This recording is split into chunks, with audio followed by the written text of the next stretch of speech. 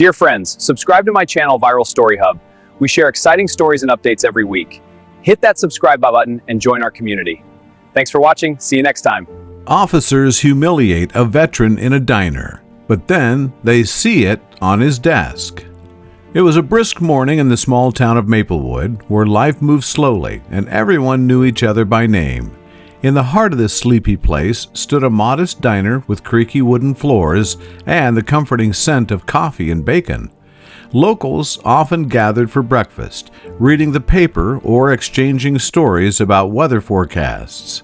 At a corner table, Raymond Cooper, a 72-year-old retired Army veteran, sat sipping his black coffee. He wore a threadbare jacket and faded jeans, nothing flashy.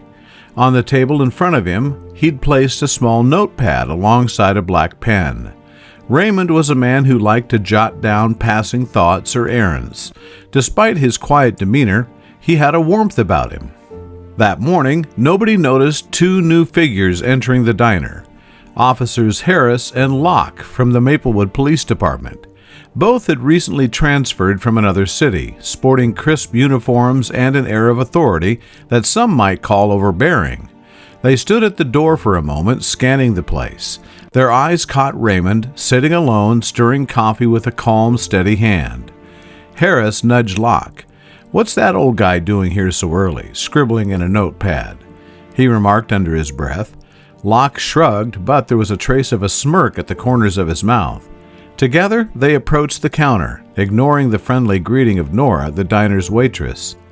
After ordering black coffee for themselves, the officers carried their mugs to a booth near Raymond's table. They sat with a practiced air of confidence, eyes flicking to the older man as though he might cause trouble. At first they said nothing, content to watch him. He simply sipped his coffee and occasionally jotted a note in his pad. Eventually, Harris leaned over. "Morning," he called out, but his tone lacked any warmth. "Looks like you're busy, old-timer." Raymond turned, offering a polite nod. "Good morning, officer," he replied quietly, setting down his pen. He gave them a small smile, kind but reserved. Locke eyed the battered jacket, the worn shoes, the wrinkled notepad. "Haven't seen you around," he said, voice tinged with suspicion. "You live here?" Raymond hesitated, taking a moment to measure his words. "I've lived in Maplewood for about a decade," he said, his voice calm. "Retired here." Harris frowned. "Retired, huh? Mind if we ask from what line of work?" There was no reason for them to interrogate him, yet the question hung in the air. Raymond paused. He had never liked boasting about his military service. He saw it as his duty, not something for bragging rights. "Army," he answered simply, meeting Harris's gaze. "A while back." The officers exchanged quick glances. Something about Raymond, his quietness, his unassuming presence, seemed to irritate them. Maybe they expected more subservience, or maybe they disliked that he answered with such composure. "Army?" Locke repeated. He let out a short laugh, as if unimpressed. "Sure doesn't look like you had a big pension." His eyes flicked to Raymond's scuffed shoes and second-hand jacket. Raymond didn't flinch. "I get by," he said politely. But Harris pressed on. "Sometimes we see folks pretending to be veterans, fishing for discounts or respect," he said. "Any chance you're one of those guys?" A hush fell among the nearby patrons. People began to notice the tension.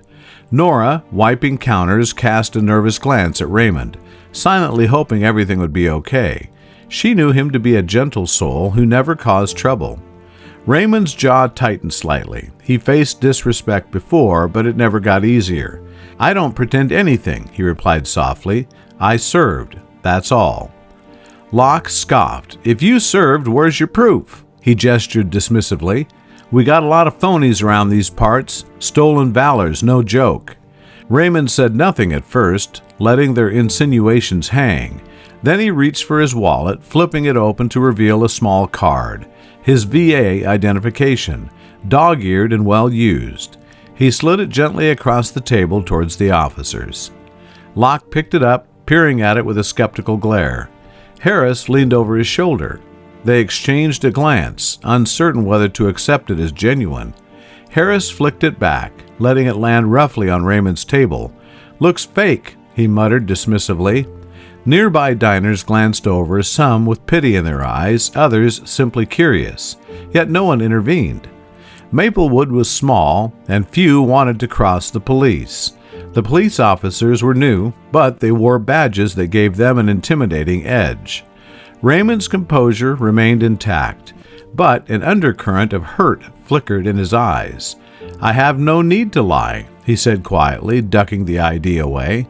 Locke chuckled, taking a sip of coffee. "Well, maybe you're one of those vets who got themselves discharged dishonorably," he suggested. "Could explain a lot." That remark stung. Raymond inhaled slowly, deciding not to dignify it with a defense. He simply shook his head, but his silence egged them on. Harris sneered. "You know, wearing that jacket, pretending you served with honor, people like you make me sick." He pointed to the notepad on Raymond's table. "Writing a sob story? Maybe scamming folks for donations?" Raymond met his gaze, shoulders squared. "I'm just jotting things down for my day," he said. "No scams here." Locke crossed his arms. "Why don't you leave? This place doesn't need your type lurking around, making customers uncomfortable." Raymond stiffened. "I'm not bothering anyone. I have the right to have coffee where I please." Harris stood towering over him. A hush fell across the diner. "You better watch your tone," he growled. "We can toss you out of here for being a nuisance." Raymond glanced at the other patrons. No one looked ready to stand up for him. He'd half a mind to walk out rather than endure further humiliation, but something in him rebelled at the idea of surrendering to their bullying. He had served his country, after all. He wouldn't be intimidated into hiding. The tension spiked as Harris reached out, yanking at the front of Raymond's jacket. "Let's see if you're packing anything suspicious," he muttered. Raymond's heart pounded, but he didn't resist as Harris patted him down. "Nothing but old bones," Locke joked cruelly. "Figures." Suddenly the diner's bell jingled as the front door opened. A tall, broad-shouldered man in a crisp uniform stepped inside. Captain Braxton of the Maplewood Police Department, recognized by most locals. The crowd parted as he scanned the room.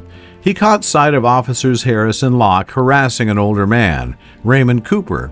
Braxton's eyes narrowed. He strode over, voice resonating with authority. "What's going on here?" Harris froze, still clutching Raymond's jacket. Locke quickly dropped his smug posture. "Sir, we were just investigating a suspicious individual," Harris stammered. Braxton's gaze flicked to Raymond, who stood tall despite the assault on his dignity. "Suspicious?" the captain echoed. "Suspicious?" the captain echoed, suspicion in his own tone. He recognized Raymond. How could he not? Maplewood was small enough that certain stories were well known. Locke tried to speak. "He claims to be a veteran, sir," he said, voice faltering, "but we're not convinced. He's out of place, might be a phony." Braxton silenced him with a sharp stare. Then he turned to the table where Raymond's notepad lay. Braxton noticed something else, a small plaque, half hidden under the notepad, resting on the table's edge. Intrigued, he reached over and picked it up. It was a service plaque, old but polished, reading Raymond Cooper, Staff Sergeant, Purple Heart recipient. Braxton's face changed instantly as he recognized what it meant. He turned the plaque in his hands, reading the inscription about gallantry in Vietnam decades ago. It was more than proof. It was a symbol of Raymond's sacrifices. Harris and Locke exchanged panicked glances. They realized too late that the thing on his desk, a seemingly innocuous plaque, was far from trivial. Captain Braxton set the plaque down carefully, then turned to Raymond. "Sergeant Cooper," he said, voice thick with respect, "I'm sorry to see you being treated like this." Harris stammered. "Captain, we didn't know." Braxton's voice hardened. "But you made no effort to find out, did you? Instead, you presumed guilt." He turned to Raymond. "I sincerely apologize on behalf of this department. I recognize your service. We owe you better." Raymond lowered his gaze, a mix of relief and lingering anger swirling inside of him. "I appreciate that, Captain," he said softly. "I only came here for coffee." A tense silence followed, broken only by Nora's hushed words to a coworker. The other diners watched with quiet satisfaction. Justice, it seemed, had arrived at last. Captain Braxton eyed his subordinates sternly. "Officers, step outside. Now." Harris released Raymond and stepped back, swallowing hard. Locke placed his coffee on the table, face drained of color. Together they shuffled out as the captain followed them, leaving Raymond standing alone. For a moment the diner was utterly still.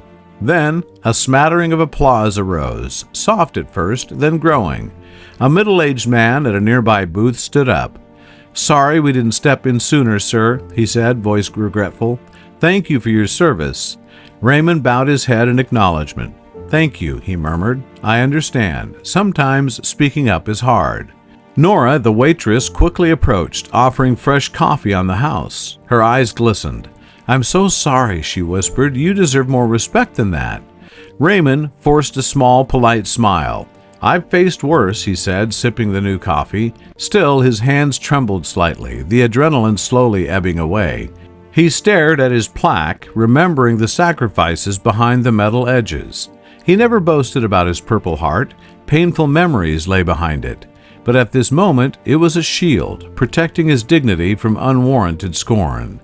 Outside, muffled shouting indicated a heated confrontation between Braxton and the two officers. The diner's patrons exchanged glances, anticipating the consequences. Eventually, Captain Braxton returned alone, expression grim.